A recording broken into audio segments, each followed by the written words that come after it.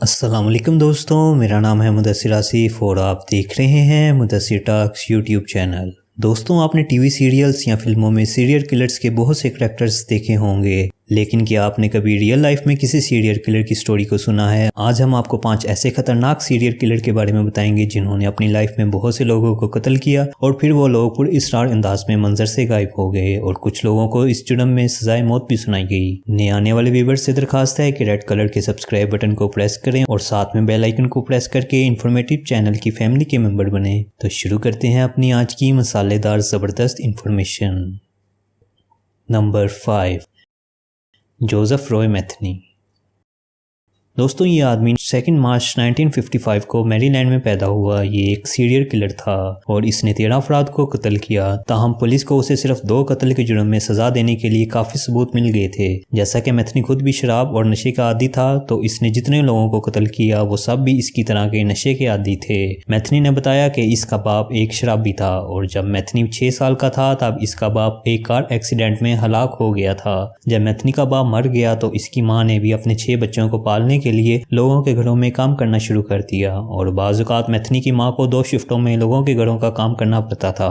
मैथनी school में एक brilliant student था। मैथनी 1973 में जब 18 साल का हुआ तो उसने आर्मी को ज्वाइन किया। उसकी मां ने बताया कि मैथनी आर्टिलरी यूनिट में हीरोइन का आदी हो गया था। फौज में दाखिल होने के बाद मैथनी ने अपनी मां से बहुत कम राब्ता रखा। मैथनी अपनी सारी सेविंग कोकेन, हीरोइन और शराब पर खर्च करता था और उसने फोकलिफ्ट ड्राइवर की हैसियत से भी काफी अर्सा काम किया।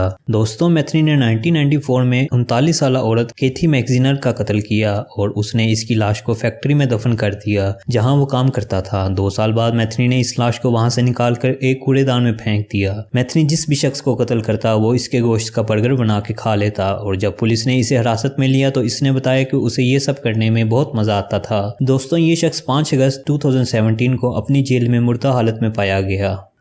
नंबर 4, एडवर्ड जॉन लॉइस पेंसनल।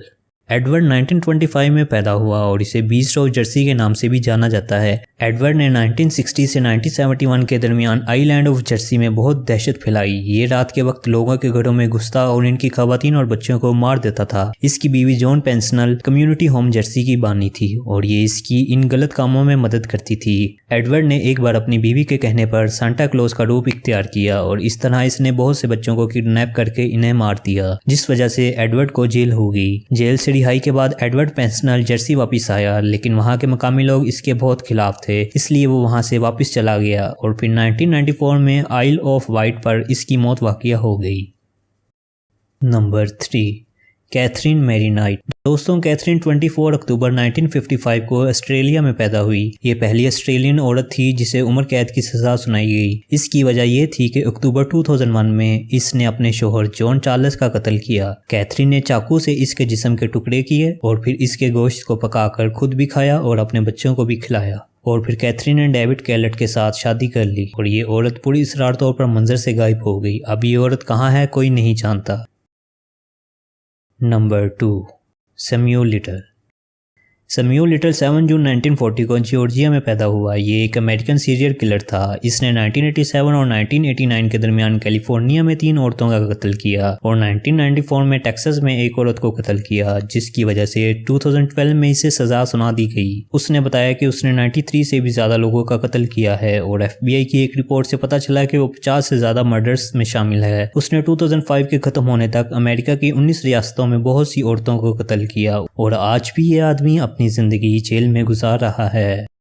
Number 1, Israel keys. दोस्तों, ये आदमी 7 जनवरी 1978 को अमेरिका में पैदा हुआ। ये एक अमेरिकन सीरियल किलर, रेपिस्ट और बैंक रॉबर था। ये 10 बहन भाई थे और ये इन सब में 9वें नंबर पर था। दोस्तों, कीज और इसके बहन भाइयों को घर में ही कैद करके रखा जाता था। जब कीज 3 से 5 साल का हुआ तब इसकी फैमिली अमेरिका के शहर वाशिंगटन में शिफ्ट हो गई, जहां वो एक कमरे में बगैर बिजली और पानी के रहते थे। कीज ने 1996 में वाशिंगटन में एक 9 उम्र लड़की पर तशद्दुद किया और इसने 1996 में ही तशद्दुद का इतराफ भी कर लिया। दोस्तों, कीज 2012 में गिरफ्तारी तक बहुत से कत्ल कर चुका था। आखिरकार जब 2012 में इसे जेल में कैद किया गया तो इसने 2 दिसंबर 2012 में जेल में ही खुदकुशी कर ली। फोरेंसिक रिपोर्ट के मुताबिक बताया जाता है कि कीज ने अपनी कलाई काटी और गला दबाकर खुदकुशी की थी।